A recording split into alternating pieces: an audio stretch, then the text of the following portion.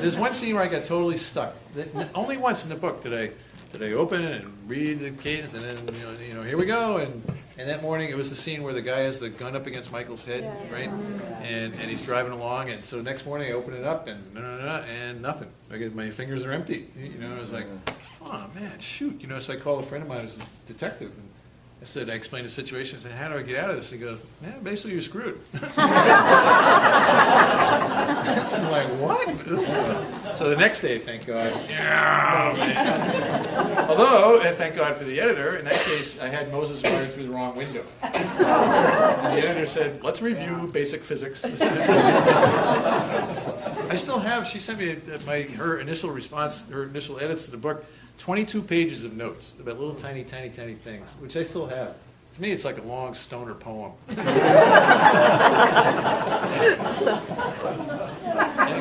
so to answer your question, I don't know.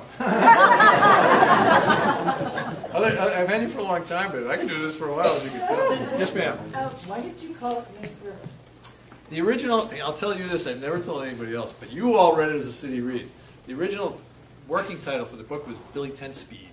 What? Billy Ten-Speed. Billy Ten-Speed. Because Worried Man gives a speech someplace where he says, look, he's explaining to Maplehead why they're going to go look for time, right? And I wrote that very carefully because I wanted the reader to be nodding as you were going along. He says, if time is fast, time has 10 speeds, time has 10 different speeds, as we all know, right? It's all the fact. Sometimes it's really slow, sometimes it's really fast, sometimes it's quicksilver, sometimes it's molasses. If that's the case, which it is, as we all know, then clearly it's like film. And if it's like film, then clearly there's been a whole hell of a lot of time, so it'd be stored on huge honking spools. And if it's stored on huge honking spools, that clearly they would have to be in a remote location. And to preserve them, clearly would have to be a temperature-controlled remote location, probably the north face of Mount Hood. And so, so I wanted you to be going, what? But his obsession with time was the original title, Billy Ten-Speed.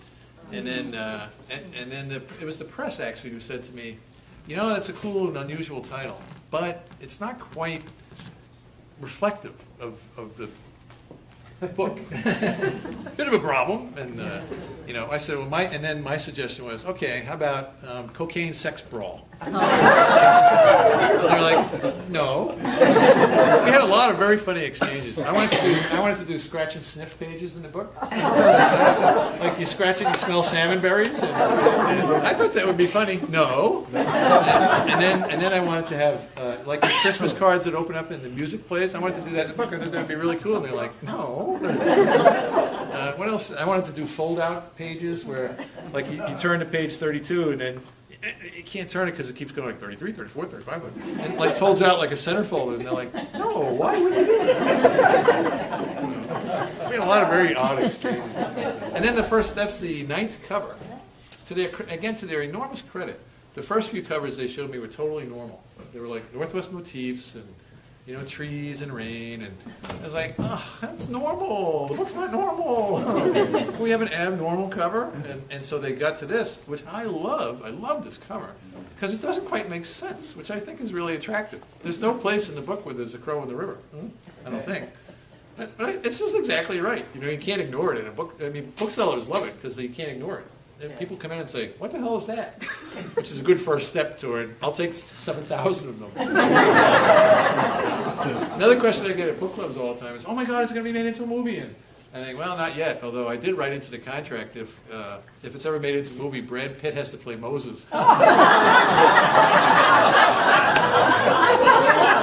I thought he might do, just to wear a crow suit. Other questions, or we probably should go home and do laundry. Yes, sir. It's too late. I can't do any more laundry today. What was the genesis of this project for you? Did it start with the characters or the place, or just living in Oregon? I remember. Part of it was a promise to my lovely bride. When I was courting her, I was writing that short story. Right. I just finished it, and she said, when you're courting in the beginning, you tell some stories that might be almost true. Like I'm 6'6", stuff like that. And she goes, oh, you're a writer, what do you write? I said, well, I just wrote some fiction. Oh my God! And I was thinking, oh man, I'm so going to write a novel. And then stupid me, I promised her, I promise I'll write a novel before I die. And my son Joey, I think, was the proximate cause of this a few years ago. He said to me, you know, Pop, no offense, you're not getting any younger. I'm like, what? And I realized I better get to work on this. So. But I think a lot of it, after I write unconscious, I just sort of write, you know, and I had ideas, like I wanted to write about time. You know, I'm obsessed with time. It just fascinates me, and I wanted to write about that. And I wanted to respect the coast. I wanted to see I wanted to see it. One of the early letters I got that really thrilled me was I got a letter from Otis, a guy in Otis saying, "Dear Mr. Doyle, a lot of people write about the Oregon coast, and it's crap. Your book is true." I was like, yeah, all right, there we go. That wipes out the, "Dear Mr. Doyle, I've read your work for 20 years, and here are your problems."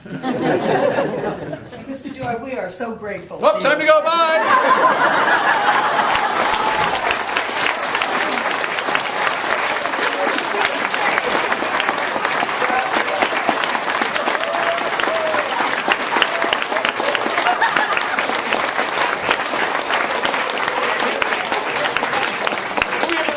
For our editor.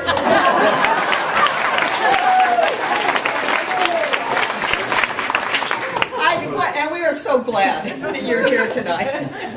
I'm an introvert. And for those of you that have books, he will be here to sign your books, and we hope not until midnight.